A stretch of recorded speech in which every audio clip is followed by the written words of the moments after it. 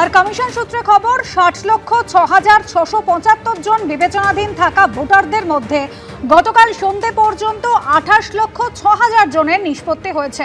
অর্থাৎ এখনো প্রায় ৩২ লক্ষ নামে নিষ্পত্তি হয়নি। আর সংশোধিত তালিকায় আগেই বাদ পড়েছে ৬৩,৬৬,৯৫২ জনের নাম।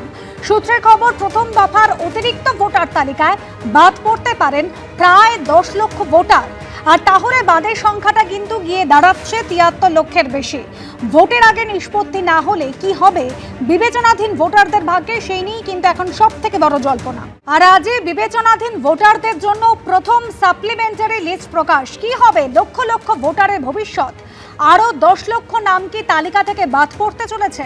তালিকা প্রকাশের আগে এই নিয়ে কিন্তু জল্পনা তুঙ্গে।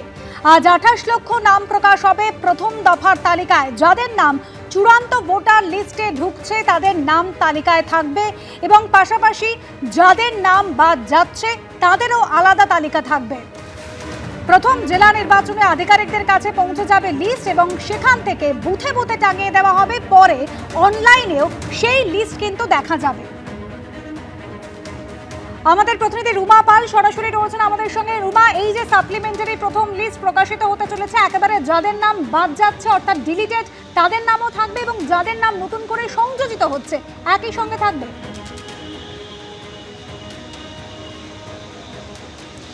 দেখো, রবিবার সন্ধে পর্যন্ত ২৮,০৬,০০০ এরকম নাম আছে যাদের নিষ্পত্তি হয়েছে জানিয়েছে কমিশন। অন্যদিকে শুক্রবার পর্যন্ত ১০ লাখের মতো নাম রয়েছে যাদের নাম বাদ যাবে, এমনটাই কিন্তু জানিয়েছিল কমিশন।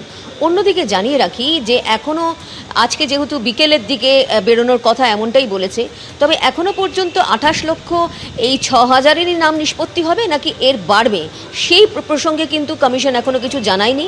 কারণ যখন এই লিস্ট টানানো হবে, যেখানে জেলা নির্বাচনী আধিকারিকদের কাছে যেমন লিস্ট চলে যাবে এবং সেক্ষেত্রে অবশ্যই বুথে টানানো হবে এবং এসডিও বিডিও অফিসে টানানো হবে, এমনটাই কিন্তু কমিশন জানিয়েছিল। এবং পরবর্তীতে অবশ্যই অনলাইনে দেখা যাবে, যেভাবে অনলাইনে যেমন ওয়েবসাইট রয়েছে, ইসিআই নেট রয়েছে, সেখানে দেখা যাবে কাদের নাম বাদ পড়লো এবং কারা এই নিষ্পত্তিতে অবশ্যই তারা এই ফাইনাল লিস্টে সংযোজিত হলো যাদের নাম। তবে এটাও ঠিক, এখনও পর্যন্ত কিন্তু আমরা রবিবার সন্ধে পর্যন্ত যে তথ্য রয়েছে সেরকমটাই জানতে পেরেছি। এর পরবর্তীতে যে আজকের যে আপডেট সেটা কিন্তু এখনও কমিশন জানায়নি।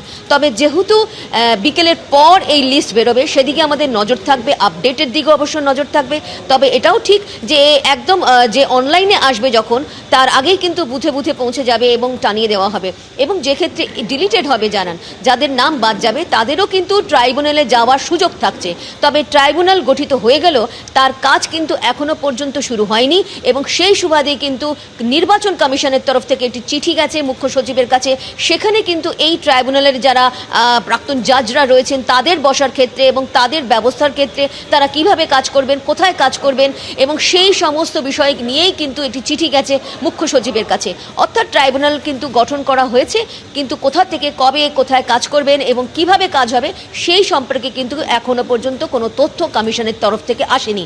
কিন্তু তার আগে সাপ্লিমেন্টারি লিস্টের যে ২৮,০৬,০০০ রবিবার সন্ধে পর্যন্ত যে তথ্য রয়েছে, সেই তথ্য অনুযায়ী কিন্তু সেই লিস্টে কিন্তু বেরোনোর কথা। তবে এরপরে যদি আরও লিস্টে সংযোজন হয় সেটা কমিশন জানাবে। কতজন বাদ যাচ্ছে অফিসিয়ালি কিন্তু কমিশন এখনো পর্যন্ত জানায়নি। শুক্রবার পর্যন্ত ১০ লক্ষের নাম সামনে এসেছিল, তবে আজকে বিকেলে পরেই জানা যাবে কতজন ডিলিটেড এবং কতজন ইনক্লুড হলেন। রুমার সঙ্গে থাকো। এবিপি আনন্দ, এগিয়ে থাকে, এগিয়ে রাখে।